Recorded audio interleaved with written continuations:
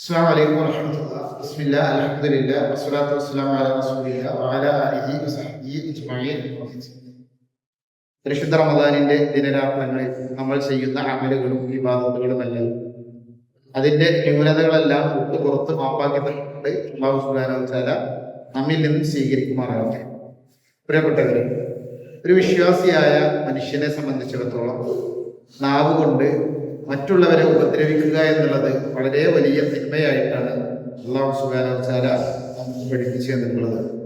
റസൂലുള്ളാഹി സ്വല്ലല്ലാഹു അലൈഹി വസല്ലമ പറഞ്ഞ ഹദീസിൽ കാണാം, അൻ അബീ ഹുറൈറ റളിയല്ലാഹു അൻഹു ഖാല, അബൂ ഹുറൈറ റളിയല്ലാഹു അൻഹു ആണ് റിപ്പോർട്ട് ചെയ്യുന്നത്, ഖീല ലിൻ നബിയ്യ സ്വല്ലല്ലാഹു അലൈഹി വസല്ലം, റസൂലുള്ളാഹി സ്വല്ലല്ലാഹു അലൈഹി വസല്ലമ ചോദിക്കപ്പെട്ടു, യാ റസൂലല്ലാഹ്, അല്ലാഹുവിന്റെ റസൂലേ, ഇന്ന ഫുലാനത്തൻ, ഞങ്ങളുടെ നാട്ടിൽ ഒരു സ്ത്രീ ഉണ്ട്, തഖൂമുൽ ലൈല, അവൾ രാത്രി നിന്ന് നമസ്കരിക്കുന്നുണ്ട്, വ തസൂമുൻ നഹാർ, പകലിൽ അവൾ നോമ്പെടുക്കുന്നുണ്ട്, വ തഫ്അലു, അവൾ സൽക്കർമ്മങ്ങൾ പ്രവർത്തിക്കുന്നുണ്ട്, വ തസദ്ദഖു, അവൾ സ്വതക്ക കൊടുക്കുന്നുണ്ട്.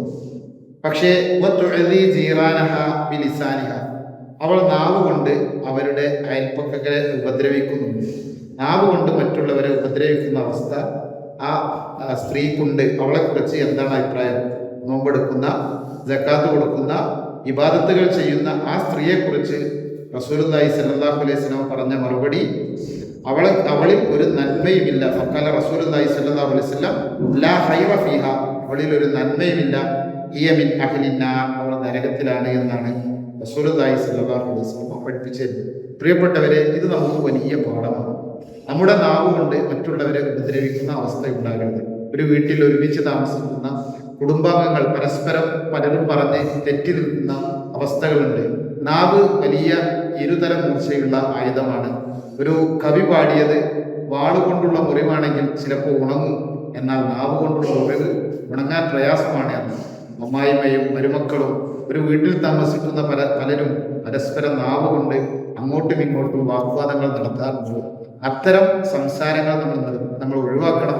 നമ്മുടെ സ്വർഗപ്രവേശനത്തിന് നാവ് കൊണ്ട് മറ്റുള്ളവരെ ഉപദ്രവിക്കുന്നത് നമ്മുടെ സ്വർഗപ്രവേശനത്തിന് തടസ്സമാകുമെന്ന് നമ്മൾ തിരിച്ചറിയണം.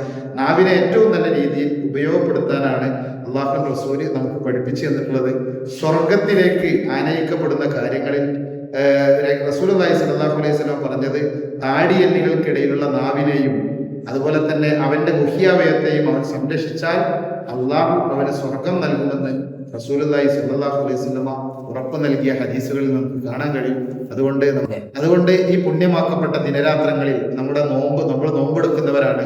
സംസാരങ്ങൾ കൊണ്ട് നമ്മുടെ നോമ്പ് നഷ്ടപ്പെട്ടു പോകുന്ന അവസ്ഥ ഉണ്ടാകരുത്. മറ്റൊരു തരം കുറ്റം പറഞ്ഞ് വീട്ടിൽ വരുന്നവരോട് നമ്മുടെ വീട്ടിലുള്ള മറ്റംഗങ്ങളെ കുറിച്ച് പോരായ്മകളും കുറ്റങ്ങളും എണ്ണിപ്പറഞ്ഞ് അവരുടെ പരദൂഷണം നടത്തി, അതുപോലെ തന്നെ ഗീബത്ത് പറഞ്ഞ് നമ്മൾ നരകമാകുന്ന അവസ്ഥ ഉണ്ടാകരുത്. വെറുതെ പട്ടിണി കിടക്കുന്ന ഒരു അവസ്ഥ ഈ പുണ്യമാക്കപ്പെട്ട ദിനരാത്രങ്ങളിൽ ഉണ്ടാകരുത്.